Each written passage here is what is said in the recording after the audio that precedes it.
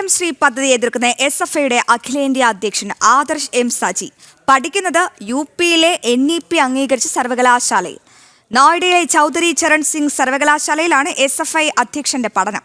ദേശീയ വിദ്യാഭ്യാസ നയ രൂപീകരണ സമിതി അംഗം കൂടിയായ സംഗീത ശുക്ലയാണ് ഈ സർവകലാശാലയുടെ വൈസ് ചാൻസലർ. എന്നിട്ടും ദേശീയ വിദ്യാഭ്യാസ നയത്തെ അംഗീകരിച്ച് യാതൊരുവിധ എതിർപ്പുകളോ പ്രതിഷേധങ്ങളോ ഇല്ലാതെയാണ് SFI നേതാവിന്റെ പഠനം. അതേസമയം സാധാരണക്കാരന്റെ മക്കൾ പഠിക്കുന്ന കേരളത്തിലെ വിദ്യാലയങ്ങളിൽ PM ശ്രീ പദ്ധതി നടപ്പാക്കേണ്ട എന്നതാണ് SFIയുടെ നിലപാട്. വിവരങ്ങളുമായി ഡൽഹിയിൽ നിന്ന് നന്ദഗോപൻ ചേരുകയാണ്. നന്ദഗോപൻ, എന്തൊരു പ്രഹസനമാണെന്ന് ചോദിക്കാനുള്ളൂ. കേരളത്തിൽ ഞങ്ങൾക്ക് പഠിക്കാൻ പറ്റില്ല, PM ശ്രീ വരാൻ പാടില്ല, പക്ഷെ ഞങ്ങൾ നോർത്ത് ഇന്ത്യയിൽ പോയി PM ശ്രീ പദ്ധതി ഉള്ള കോളേജിൽ പഠിക്കാമെന്നൊരു SFIയുടെ ഇരട്ടത്താപ്പല്ലേ പുറത്തു വരുന്നത്?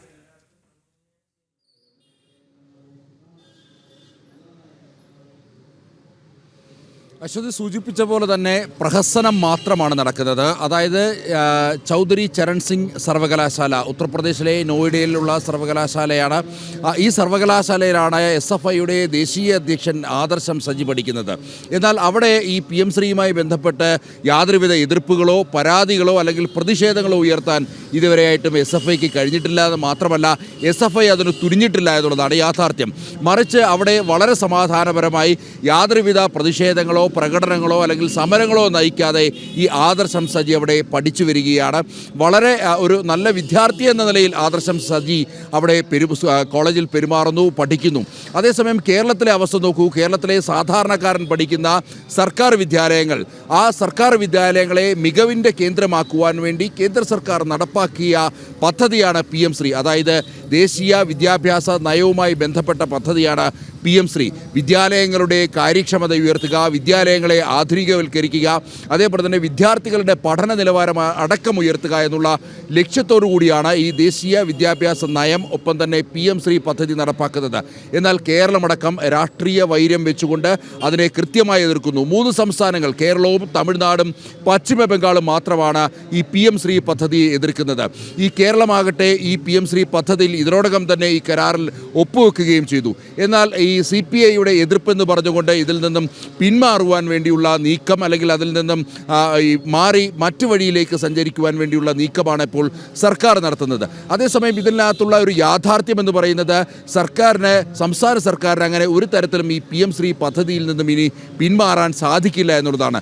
നേരത്തെ പഞ്ചാബും സമാനമായ രീതിയിൽ PM ശ്രീ പദ്ധതിയിൽ ഒപ്പുവെക്കുകയും പിന്നീട് രാഷ്ട്രീയ വൈര്യം മൂലം ഈ PM ശ്രീ പദ്ധതിയിൽ നിന്നും പിന്മാറാൻ ശ്രമിക്കുകയും ചെയ്തു.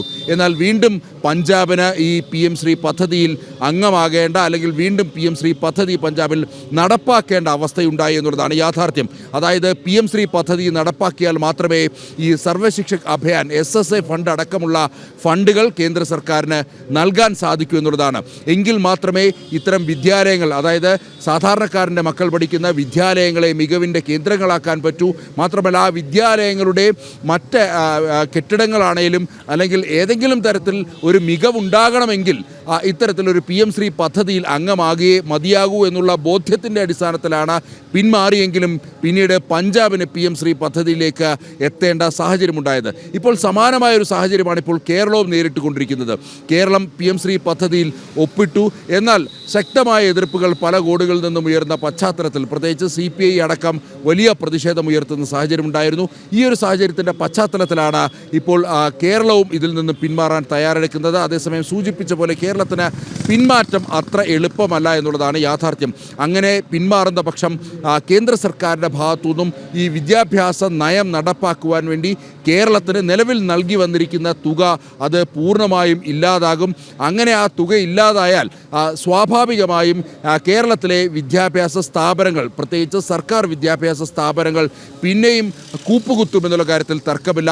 നമുക്കറിയാം, ഇപ്പോൾ ഈ PM ശ്രീ പദ്ധതിയിൽ ഉൾപ്പെടുത്തി, അല്ലെങ്കിൽ ദേശീയ വിദ്യാഭ്യാസ നയവുമായി ബന്ധപ്പെട്ടൊക്കെ പദ്ധതിയിൽ ഉൾപ്പെടുത്തി ഇപ്പോൾ അനേകം സ്കൂളുകൾ ഇപ്പോൾ നവീകരിച്ച് വരികയാണ്.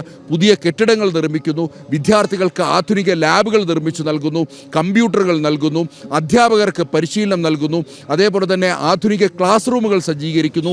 ഇങ്ങനെ എല്ലാ തരത്തിലും വിദ്യാഭ്യാസ മേഖലയെ ആധുനികവൽക്കരിക്കുവാൻ വേണ്ടിയുള്ള പദ്ധതിയാണ് പദ്ധതിയാണ് ദേശീയ വിദ്യാഭ്യാസ നയം. അതിനെ കൃത്യമായ രാഷ്ട്രീയ വൈര്യം മൂലം എതിർക്കുമ്പോൾ ഈ നമ്മൾ നേരത്തെ സൂചിപ്പിച്ച പോലെ തന്നെ SFIയുടെ ദേശീയ അധ്യക്ഷൻ പഠിക്കുന്ന കോളേജിൽ ഒരു തരത്തിലുള്ള എതിർപ്പുകളോ അല്ലെങ്കിൽ ആ ദേശീയ വിദ്യാഭ്യാസം നടപ്പാക്കിയ സംസ്ഥാനത്ത് പഠിക്കുന്ന ഈ SFIയുടെ ദേശീയ അധ്യക്ഷന് ഒരു തരത്തിലുള്ള എതിർപ്പുകളോ പരാതികളോ പരിഭവങ്ങളോ പ്രതിഷേധങ്ങളോ ഇല്ല എന്നുള്ളതാണ് യാഥാർത്ഥ്യം. മറിച്ച് ഈ ചൗധരി ചരൺ സിംഗ് യൂണിവേഴ്സിറ്റിയുടെ സർവകലാശാലയുടെ VC എന്നുള്ള സംഗീത ശുക്ല അവർ നാഷണൽ എഡ്യൂക്കേഷൻ പോളിസിയുടെ കമ്മിറ്റിയിലെ പ്രധാനിയാണ്. മാത്രമല്ല ഈ ദേശീയ വിദ്യാഭ്യാസ നയം നടപ്പാക്കുവാൻ വേണ്ടി മുന്നിട്ട് നിന്ന പ്രധാനികളിൽ ഒരാളാണ്. ഇതുമായി ബന്ധപ്പെട്ട നയരൂപീകരണത്തിൽ കൃത്യമായ നിലപാടെടുത്തുകൊണ്ട് വ്യക്തമായ രീതിയിലുള്ള കാഴ്ചപ്പാടുകൾ മുന്നോട്ട് വെച്ച വ്യക്തിയാണ്. എന്നാൽ ഒരു തരത്തിലുള്ള പ്രതിഷേധങ്ങളോ ഈ VCക്കെതിരെയോ സർവകലാശാലയ്ക്കെതിരെയോ അല്ലെങ്കിൽ ഈ കോളേജിൽ തന്നെ ഉയർത്തുവാൻ വേണ്ടി അങ്ങനെ തന്നെയാണ് മനസ്സിലാക്കേണ്ടത്.